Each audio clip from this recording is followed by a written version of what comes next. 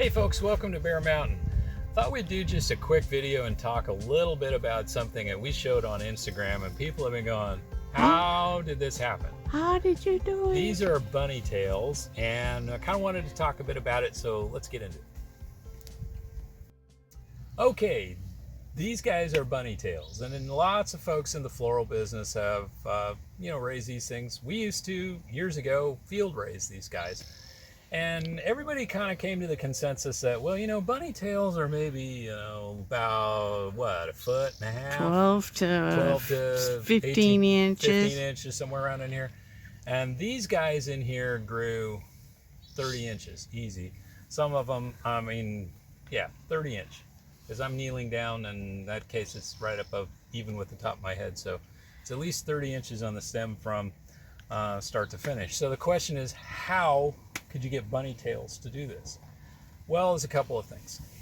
First is you have to look at grasses, and if you think about it from this standpoint, if you've ever watched it, when do people hay their fields? Well, they usually hay their fields when the grass gets up to the bloom stage, and that is showing pollen. And you say, well, what has that got to do with bunny tails? Well, when you think about it, it's usually right around a late May, early June, when haying season in most localities in the northern hemisphere is really rocking and rolling. So these are grasses. Bunnytail is a grass, so it's a short day plant. It's an annual grass. And it's an annual grass, at least as it's performing for us. And so when you look at it and you go, okay, so what does it need? Well, it needs to grow vegetatively until it gets that signal near the longest day, or it gets past approximately, it looks like about 15 hours of day length for us here in the northern hemisphere. Then it'll initiate bloom and it'll begin to bloom. So what we did is we said, okay, what if we plant these things in the tunnel and protect them from the vagaries of late winter and early spring kind of weather, and we grow them as early as we can so that they would start vegetatively growing and get at least 3 or 4 months of vegetative growth. Because when you think about when people plant it, usually as an annual and their summertime stuff, they're going to set it out in May. They're going to start it maybe in late April and set it out in May, and it's going to grow, and that's why it blooms short, because it didn't really have that period of time from a day length perspective to get really strong root systems and grow as many what they call tillers. Each one where there's a bloom is a tiller, meaning it's a kind of a sprout from the base plant. So you get more tillers and you get more energy because you have a bigger root system the longer you can keep this thing in a vegetatively growing state. And the whole key to that is day length. So once it starts to get the long day signal, it's going to bloom into it. It's kind of like the reverse of an aster. An aster will grow all the way to the long day, and when it starts getting short day signal, it says, I got to bloom. So that's the difference. Is the biggest thing is we started these guys on the 7th of February, which I guess would be week 7. And we seeded them into mini blocks. And then I bumped them up on the 27th of February, right, and then, into a plug. And then we planted them in the tunnel here right around, I'd say, the middle of March. Right, and it's unheated. It's an unheated tunnel, but it was protected from extreme frost. We didn't cover it. Didn't need to, but the tunnel itself kind of gave enough protection at that time of year that we were past our extreme freezing. And so they basically took off right away and started to grow vegetatively, and they grew, stayed in that vegetative state for almost, 2.5 months. Yeah. At least. Okay. We've cut on this already. Yeah, we already took a bunch out, and we'll harvest the rest of these guys. They're almost near a dried state at this point. And so we're going to harvest the rest of these guys for this next week.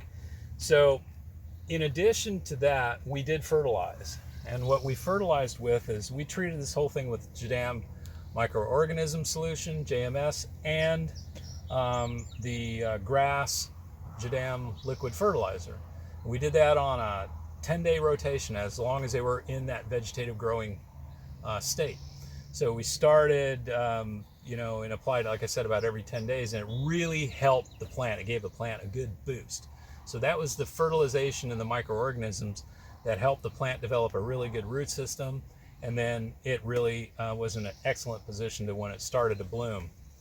Now, when it started initiating bloom, we stopped fertilizing.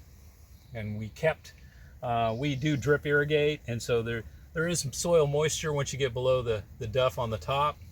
But the root systems are in really good shape. And that really was it. So I think the major driver is respect the day length. Give it as much vegetative growing time as you can. Know that it's going to initiate blooming once it gets to about 15 hours plus day length, and give it good fertilization that has a nitrogen source as well as other minerals. It's also well-drained soil in here. Yes. I mean, just enough moisture, but it's not sitting in any kind of pool of water. If you were to plant it outside in our Western Oregon climate, it might have a struggle in the March and April period of time due to cold night temperatures and for our soil, heavy moisture. But if you have a well-drained soil, you might be able to get away with it and using like a low tunnel to protect. So either way, the whole key to it, again, gets back to the fertilization and the day length. Okay, what's the downside to it? Downside? Well... You complained. Yeah. Once I started cutting these things, these guys just wrap around each other like crazy. So what I finally realized in that once you kind of have it kind of sorted out, hold it near the top, and then use like a hand scythe or something like that to cut to the bottom while holding the top so it doesn't wrap itself. Otherwise, these guys like to they're worse than gold chains in a jewelry box, I mean, they just go around. Never heard so much complaining. Yeah. Unfortunately, it's a grass, and it drives me crazy because I'm allergic to grasses. Yeah. So I couldn't harvest it, but... We also harvested after pollen stage. So once the pollen stamens were easily knocked off, that's when we decided it was harvest time. So these guys are excellent for drying. It just was too much for me. Yeah, they're excellent for drying. But we could have harvested before. But interesting, if we would have harvested before, they would have been like 6 inches probably smaller. Yeah. And this gave our designer a lot more options. Right. And when she saw them, she squealed and said, "Oh, those are so great." Part of my difficulty in harvesting is I ended up ripping off some heads, and so you can kind of see some of them are laying on the ground, unfortunately. So yeah, this is a learning experience, trying to figure out how to harvest this stuff without naughty words. Yeah, without naughty words.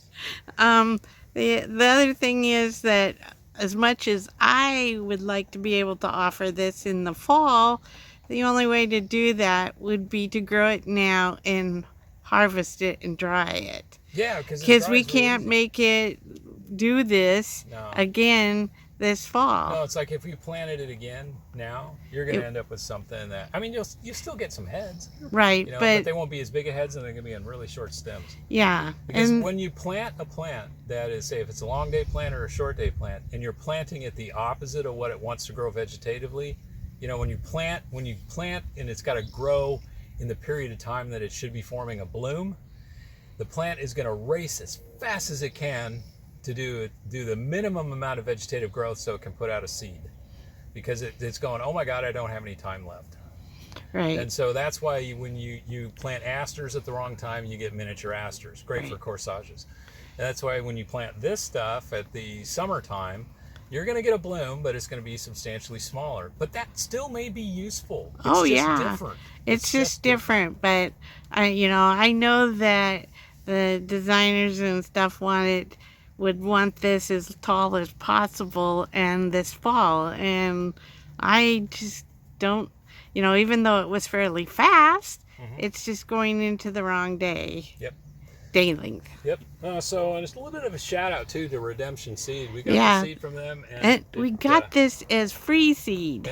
Yeah, I didn't. They this was part of the package of all kinds of different seeds they sent us and said, please give this a try. And so yeah, we want to let And them know that so, was a big success. Yeah, and that seed's on my list again. Yeah, we'll do more of it next year, I think. Yeah.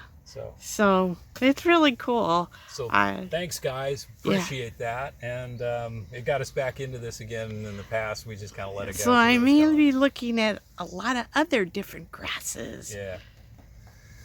Okay, so anyway, this was just a short, how did it happen? How did we do it? And that's the basics of it. So give it a try. Give it a try, folks. Hey, thanks for watching. And as always, stay safe out there. And we'll see you on the next video. Bye-bye. Bye-bye. Bye-bye.